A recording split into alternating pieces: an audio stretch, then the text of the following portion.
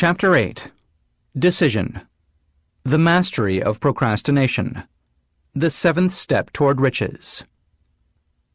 Accurate analysis of over 25,000 men and women who had experienced failure disclosed the fact that lack of decision was near the head of the list of the 30 major causes of failure.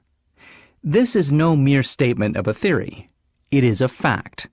Procrastination, the opposite of decision, is a common enemy which practically every man must conquer.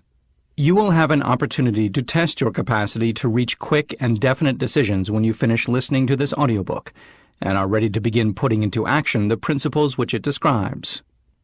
Analysis of several hundred people who had accumulated fortunes well beyond the $1 million mark disclosed the fact that every one of them had the habit of reaching decisions promptly and of changing these decisions slowly, if and when they were changed. People who fail to accumulate money, without exception, have the habit of reaching decisions, if at all, very slowly, and of changing these decisions quickly and often. One of Henry Ford's most outstanding qualities is his habit of reaching decisions quickly and definitely, and changing them slowly. This quality is so pronounced in Mr. Ford that it has given him the reputation of being obstinate. It was this quality which prompted Mr. Ford to continue to manufacture his famous Model T, the world's ugliest car, when all of his advisors and many of the purchasers of the car were urging him to change it. Perhaps Mr. Ford delayed too long in making the change, but the other side of the story is that Mr. Ford's firmness of decision yielded a huge fortune before the change in model became necessary. There is but little doubt that Mr. Ford's habit of definiteness of decision assumes the proportion of obstinacy, but this quality is preferable to slowness in reaching decisions and quickness in changing them. The majority of people who fail to accumulate money sufficient for their needs are generally easily influenced by the opinions of others. They permit the newspapers and the gossiping neighbors to do their thinking for them. Opinions are the cheapest commodities on earth. Everyone has a flock of opinions ready to be wished upon anyone who will accept them. If you are influenced by opinions when you reach decisions, you will not succeed in any undertaking, much less in that of transmuting your own desire into money. If you are influenced by the opinions of others, you will have no desire of your own. Keep your own counsel when you begin to put into practice the principles described here by reaching your own decisions and following them. Take no one into your confidence, except the members of your mastermind group, and be very sure in your selection of this group that you choose only those who will be in complete sympathy and harmony with your purpose.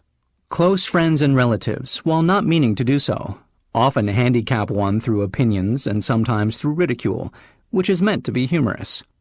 Thousands of men and women carry inferiority complexes with them all through life because some well-meaning but ignorant person destroyed their confidence through opinions or ridicule. You have a brain and mind of your own. Use it and reach your own decisions. If you need facts or information from other people to enable you to reach decisions, as you probably will in many instances, acquire these facts or secure the information you need quietly, without disclosing your purpose. It is characteristic of people who have but a smattering or a veneer of knowledge to try to give the impression that they have much knowledge. Such people generally do too much talking and too little listening. Keep your eyes and ears wide open and your mouth closed if you wish to acquire the habit of prompt decision. Those who talk too much do little else. If you talk more than you listen, you not only deprive yourself of many opportunities to accumulate useful knowledge, but you also disclose your plans and purposes to people who will take great delight in defeating you, because they envy you. Remember also that every time you open your mouth in the presence of a person who has an abundance of knowledge, you display to that person your exact stock of knowledge, or your lack of it. Genuine wisdom is usually conspicuous through modesty and silence. Keep in mind the fact that every person with whom you associate is, like yourself, seeking the opportunity to accumulate money. If you talk about your plans too freely, you may be surprised when you learn that some other person has beaten you to your goal by putting into action ahead of you the plans of which you talked unwisely. Let one of your first decisions be to keep a closed mouth and open ears and eyes. As a reminder to yourself to follow this advice, it will be helpful if you copy the following epigram in large letters and place it where you will see it daily. Tell the world what you intend to do, but first show it. This is the equivalent of saying that deeds and not words are what count most.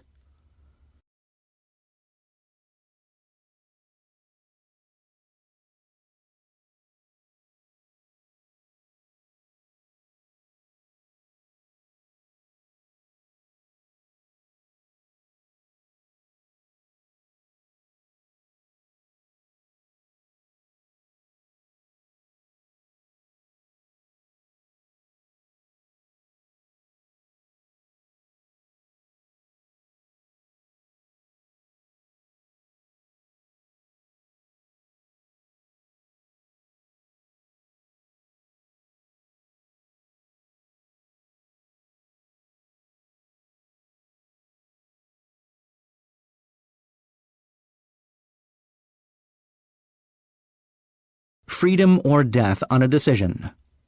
The value of decisions depends upon the courage required to render them. The great decisions, which served as the foundation of civilization, were reached by assuming great risks, which often meant the possibility of death. Lincoln's decision to issue his famous Proclamation of Emancipation, which gave freedom to the colored people of America, was rendered with full understanding that his act would turn thousands of friends and political supporters against him. He knew, too, that the carrying out of that proclamation would mean death to thousands of men on the battlefield. In the end, it cost Lincoln his life. That required courage. Socrates' decision to drink the cup of poison, rather than compromise in his personal belief, was a decision of courage. It turned time ahead 1,000 years and gave to people then unborn the right to freedom of thought and of speech. The decision of General Robert E. Lee, when he came to the parting of the way with the Union and took up the cause of the South, was a decision of courage, for he well knew that it might cost him his own life, that it would surely cost the lives of others. But the greatest decision of all time, as far as any American citizen is concerned, was reached in Philadelphia, July 4, 1776, when 56 men signed their names to a document which they well knew would bring freedom to all Americans, or leave every one of the 56 hanging from a gallows. You have heard of this famous document, but you may not have drawn from it the great lesson in personal achievement it so plainly taught. We all remember the date of this momentous decision, but few of us realize what courage that decision required. We remember our history as it was taught. We remember dates and the names of the men who fought. We remember Valley Forge and Yorktown. We remember George Washington and Lord Cornwallis. But we know little of the real forces back of these names, dates, and places. We know still less of that intangible power which ensured us freedom long before Washington's armies reached Yorktown. We read the history of the Revolution and falsely imagine that George Washington was the father of our country, that it was he who won our freedom, while the truth is Washington was only an accessory after the fact, because victory for his armies had been ensured long before Lord Cornwallis surrendered. This is not intended to rob Washington of any of the glory he so richly merited. Its purpose, rather, is to give greater attention to the astounding power that was the real cause of his victory. It is nothing short of tragedy that the writers of history have missed entirely even the slightest reference to the irresistible power which gave birth and freedom to the nation destined to set up new standards of independence for all the peoples of the earth. I say it is a tragedy because it is the self-same power which must be used by every individual who surmounts the difficulties of life and forces life to pay the price asked. Let us briefly review the events which gave birth to this power. The story begins with an incident in Boston, March 5, 1770. British soldiers were patrolling the streets, by their presence openly threatening the citizens. The colonists resented armed men marching in their midst. They began to express their resentment openly, hurling stones as well as epithets at the marching soldiers, until the commanding officer gave orders, "Fix bayonets, charge!" The battle was on. It resulted in the death and injury of many. The incident aroused such resentment that the Provincial Assembly, made up of prominent colonists, called a meeting for the purpose of taking definite action. Two of the members of that assembly were John Hancock and Samuel Adams. Long live their names. They spoke up courageously and declared that a move must be made to eject all British soldiers from Boston. Remember this: a decision in the minds of two men might properly be called the beginning of the freedom which we of the United States now enjoy. Remember, too, that the decision of these two men called for faith and courage because it was dangerous. Before the assembly adjourned, Samuel Adams was appointed to call on the governor of the province, Hutchinson, and demand the withdrawal of the British troops. The request was granted. The troops were removed from Boston, but the incident was not closed. It had caused a situation destined to change the entire trend of civilization. Strange, is it not, how the great changes, such as the American Revolution and the World War, often have their beginnings in circumstances which seem unimportant. It is interesting also to observe that these important changes usually begin in the form of a definite decision in the minds of a relatively small number of people. Few of us know the history of our country well enough to realize that John Hancock, Samuel Adams, and Richard Henry Lee, of the province of Virginia, were the real fathers of our country. Richard Henry Lee became an important factor in this story by reason of the fact that he and Samuel Adams communicated frequently, by correspondence, sharing freely their fears and their hopes concerning the welfare of the people of their provinces. From this practice, Adams conceived the idea that a mutual exchange of letters between the 13 colonies might help to bring about the coordination of efforts so badly needed in connection with the solution of their problems. 2 years after the clash with the soldiers in Boston, March 72, Adams presented this idea to the Assembly in the form of a motion that a correspondence committee be established among the colonies, with definitely appointed correspondents in each colony, for the purpose of friendly cooperation for the betterment of the colonies of British America. Mark well this incident. It was the beginning of the organization of the far-flung power destined to give freedom to you and to me. The mastermind had already been organized. It consisted of Adams, Lee, and Hancock. I tell you further that if two of you agree upon the earth concerning anything for which you ask, it will come to you from my Father, who is in heaven. The Committee of Correspondence was organized. Observe that this move provided the way for increasing the power of the mastermind by adding to it men from all the colonies. Take notice that this procedure constituted the first organized planning of the disgruntled colonists. In union there is strength. The citizens of the colonies had been waging disorganized warfare against the British soldiers, through incidents similar to the Boston riot. But nothing of benefit had been accomplished. Their individual grievances had not been consolidated under one mastermind. No group of individuals had put their hearts, minds, souls, and bodies together in one definite decision to settle their difficulty with the British once and for all, until Adams, Hancock, and Lee got together. Meanwhile, the British were not idle. They, too, were doing some planning and masterminding on their own account, with the advantage of having back of them money and organized soldiery. The Crown appointed Gage to supplant Hutchinson as the governor of Massachusetts. One of the new governor's first acts was to send a messenger to call on Samuel Adams, for the purpose of endeavoring to stop his opposition by— We can best understand the spirit of what happened by quoting the conversation between Colonel Fenton, the messenger sent by Gage, and Adams. Colonel Fenton: I have been authorized by Governor Gage to assure you, Mr. Adams, that the governor has been empowered to confer upon you such benefits as would be satisfactory, endeavor to win Adams by promise of bribes, upon the condition that you engage to cease in your opposition to the measures of the government. It is the governor's advice to you, sir, not to incur the further displeasure of His Majesty. Your conduct has been such as makes you liable to penalties of an M.T. of Henry VIII, by which persons can be sent to England for trial for treason, or misprison of treason, at the discretion of a governor of a province. But by changing your political course, you will not only receive great personal advantages, but you will make your peace with the king. Samuel Adams had the choice of two decisions. He could cease his opposition and receive personal bribes, or he could continue and run the risk of being hanged. Clearly, the time had come when Adams was forced to reach instantly a decision which could have cost his life. The majority of men would have found it difficult to reach such a decision. The majority would have sent back an evasive reply, but not Adams. He insisted upon Colonel Fenton's word of honor that the colonel would deliver to the governor the answer exactly as Adams would give it to him. Adams' answer, "Then you may tell Governor Gage that I trust I have long since made my peace with the King of Kings. No personal consideration shall induce me to abandon the righteous cause of my country. And tell Governor Gage it is the advice of Samuel Adams to him no longer to insult the feelings of an exasperated people."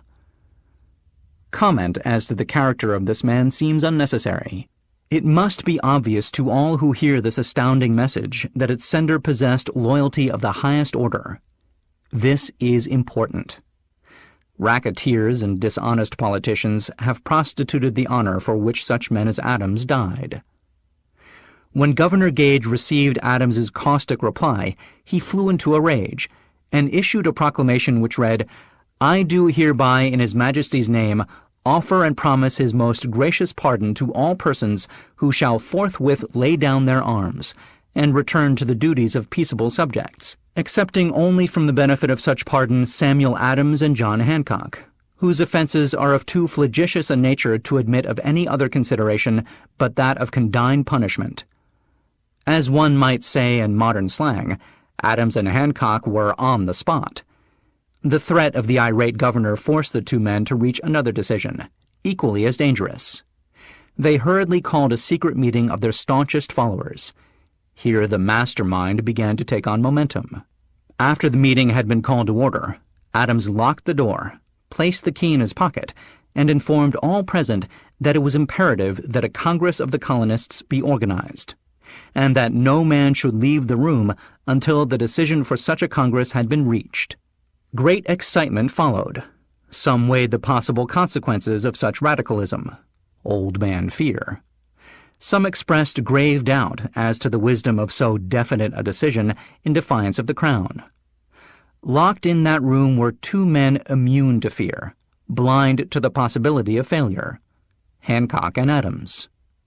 Through the influence of their minds, the others were induced to agree that, through the Correspondence Committee, arrangements should be made for a meeting of the First Continental Congress, to be held in Philadelphia, September 5, 1774. Remember this date. It is more important than July 4, 1776. If there had been no decision to hold a Continental Congress, there could have been no signing of the Declaration of Independence. Before the first meeting of the new Congress, another leader, in a different section of the country, was deep in the throes of publishing a summary view of the rights of British America. He was Thomas Jefferson, of the province of Virginia, whose relationship to Lord Dunmore, representative of the Crown in Virginia, was as strained as that of Hancock and Adams with their governor. Shortly after his famous Summary of Rights was published, Jefferson was informed that he was subject to prosecution for high treason against His Majesty's government. Inspired by the threat, one of Jefferson's colleagues, Patrick Henry, boldly spoke his mind, concluding his remarks with a sentence which shall remain forever a classic: "If this be treason, then make the most of it." It was such men as these who, without power, without authority, without military strength, without money, sat in solemn consideration of the destiny of the colonies, beginning at the opening of the First Continental Congress, and continuing at intervals for 2 years, until on June 7, 1776, Richard Henry Lee arose, addressed the chair, and to the startled assembly made this motion: "Gentlemen, I make the motion that these united colonies are, and of right ought to be, free and independent states, that they be absolved from all allegiance to the British Crown, and that all political connection between them and the state of Great Britain is, and ought to be, totally dissolved." Lee's astounding motion was discussed fervently and at such length that he began to lose patience.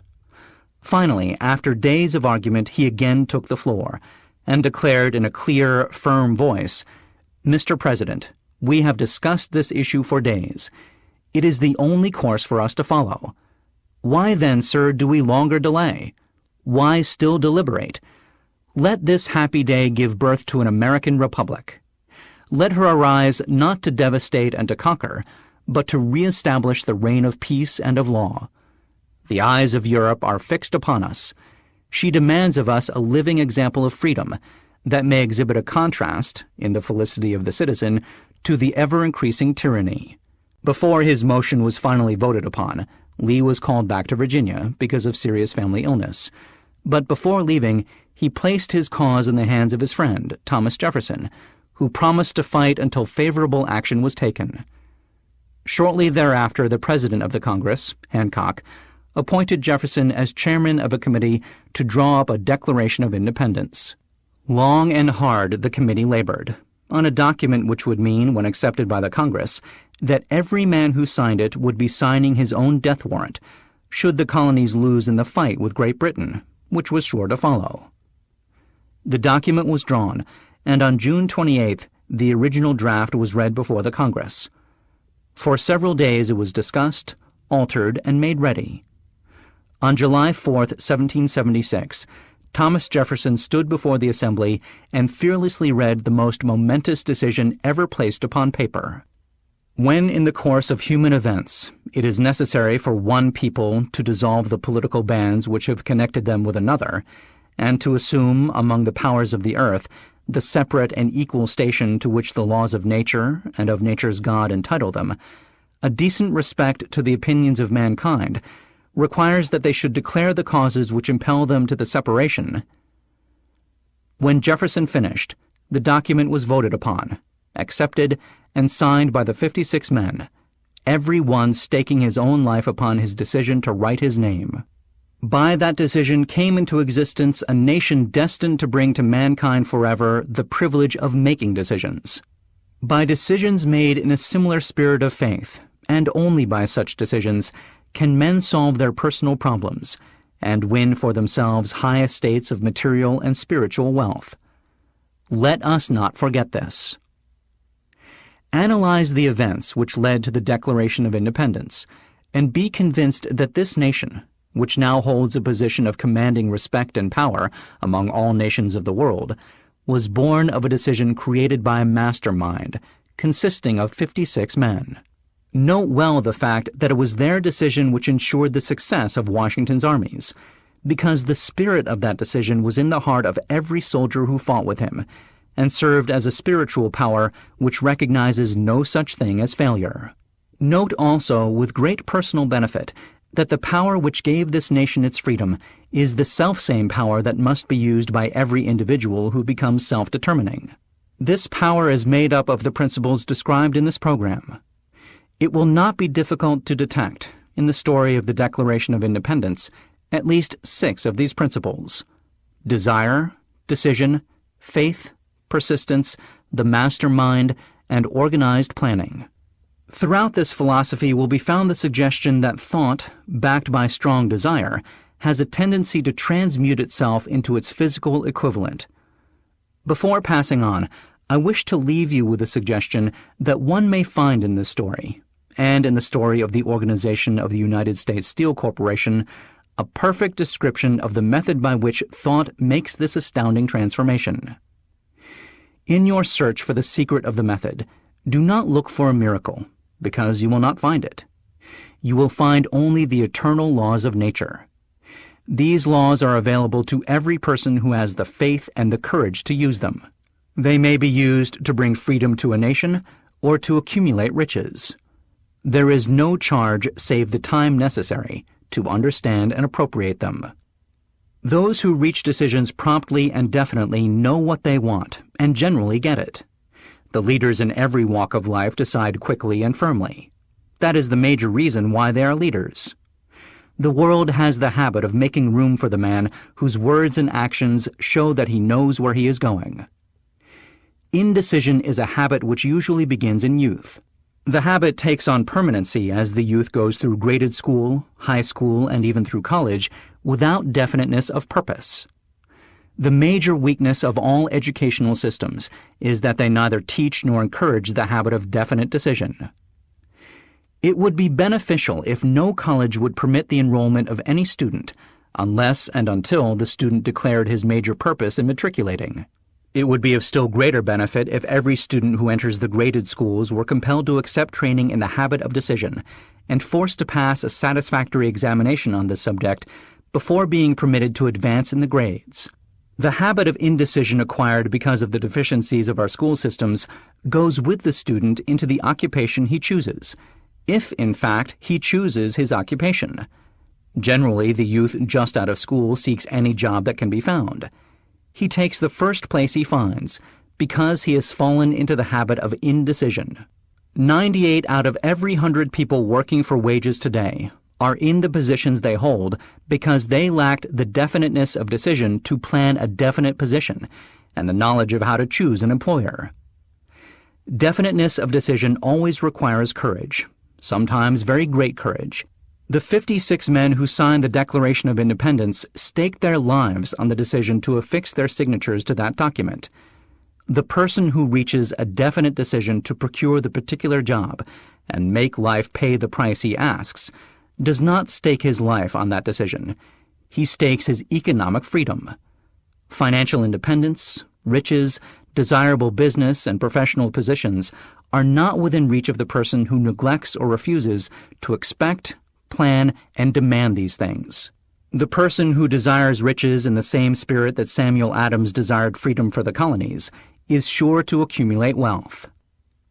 In the chapter on organized planning, you will find complete instructions for marketing every type of personal services. You will find also detailed information on how to choose the employer you prefer and the particular job you desire. These instructions will be of no value to you unless you definitely decide to organize them into a plan of action.